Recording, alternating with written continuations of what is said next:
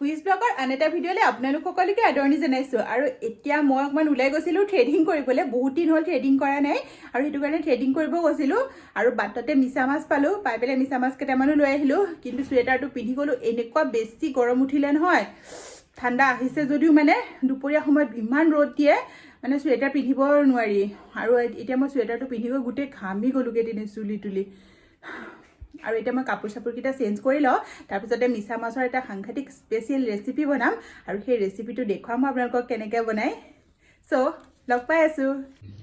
আৰু মাছকেইটা মই এতিয়া ধুনীয়াকৈ চাফা কৰি লৈছোঁ আচলতে মাছকেইটা বনোৱাতকৈ চাফা কৰোঁতে বেছি সময় লাগে আৰু মই এইদৰে ভালকৈ চাফা কৰি লৈছোঁ আৰু মিছা মাছৰ যে এটা কথা এইফালে পিঠিৰ ফালে শুং এডাল থাকে সেই শুংডাল গুচোৱাটো বহুত দৰকাৰী আৰু মই এইডাল শুংডাল গুচাই লৈছোঁ বেপাৰীটোৱে অলপ মোক চাফা কৰি দিছে কিন্তু মই ঘৰত আহি বহুতখিনি চাফা কৰিব লগা হৈছে এইদৰে মই ধুনীয়াকৈ চাফা কৰি লৈছোঁ আৰু এইখিনি চাফা কৰোঁতে বহুত টাইম লাগিছে এইদৰে মই অকণমান হালধি দিলোঁ অকণমান নিমখ দিছোঁ আৰু এইকেইটা ভালদৰে সানি লৈছোঁ নিমখ হালধিখিনি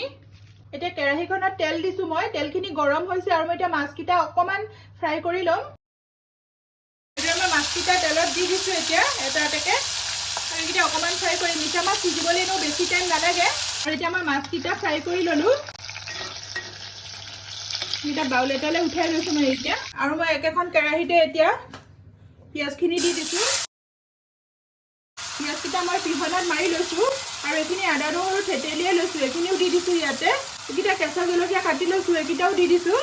আৰু এইখিনি ধনিয়া পাত এইখিনি একদম লাষ্টত দিম আৰু এইখিনি বিলাহী এটা বিলাহী আছে ইয়াত আৰু বিলাহীখিনিও মই পিহনাখনতে মাৰি লৈছোঁ আপোনালোকে দৰকাৰ পৰিলে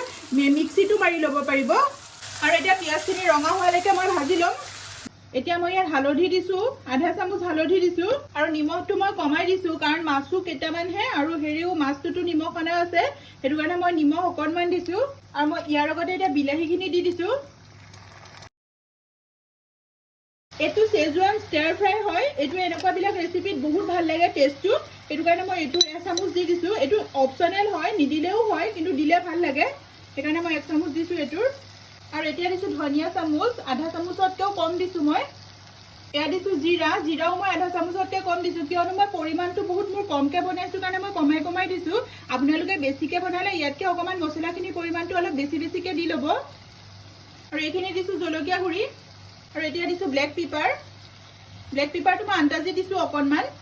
আৰু এতিয়া গোটেই মছলাখিনি মই মিলাই লৈছোঁ আৰু এতিয়া বিলাহীখিনি অলপমান মছলাৰ লগত মিলি কাষেদি তেল বিৰিঙি অহালৈকে ভাজিব লাগিব এতিয়া মছলাখিনি ভজা হৈ গৈছে মই ইয়াত আধা গিলাচ পানী দিছোঁ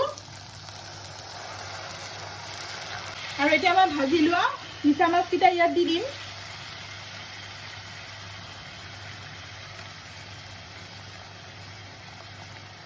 আৰু এইখিনি মই এতিয়া প্ৰায় 10 মিনিটৰ কাৰণে এইদৰে উতলিব দিম আৰু এইখিনি এতিয়া হ'বৰ হৈ গৈছে মই এতিয়া ইয়াত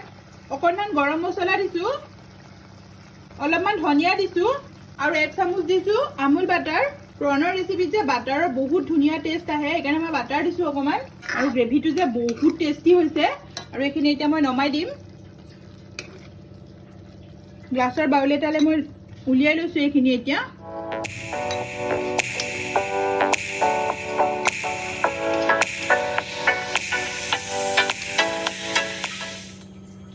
এইদৰে আপোনালোকেও ঘৰত বনাই খাব পাৰে প্ৰন বহুত সহজে বনালোঁ মই এইদৰে ৰেচিপিটো